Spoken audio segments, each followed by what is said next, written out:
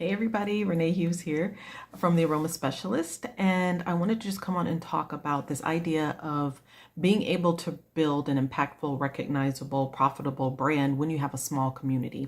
So that's something we get asked a lot. People are like, how did you build a six-figure brand during COVID in an industry that's pretty much saturated? Like the holistic space, health and wellness, fitness, it kind of wraps up all of that. There's a ton of us coaches, right?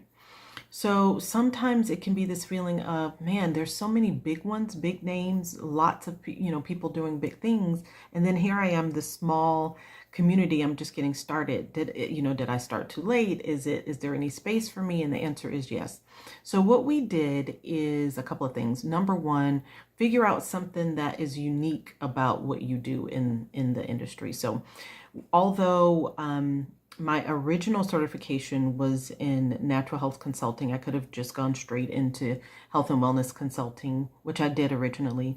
But then I kept narrowing down to find a very specific niche, and that ended up being emotional support with aromatherapy.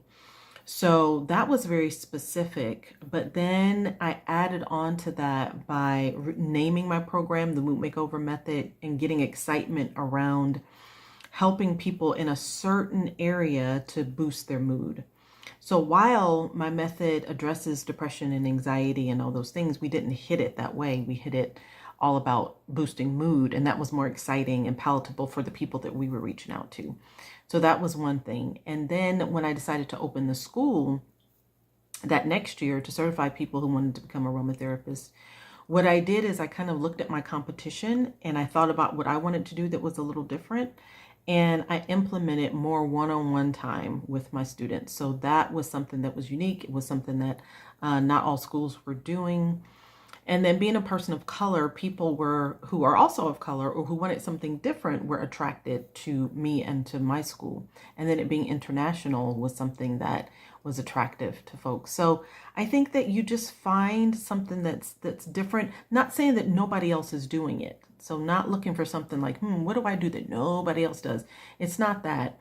In fact, I'm going to do a next video on another way to stand out when it comes to your language. But in this one, just finding something that is different. It doesn't have to be you're the only one doing it, but it's something really special about how you're doing it in this holistic space.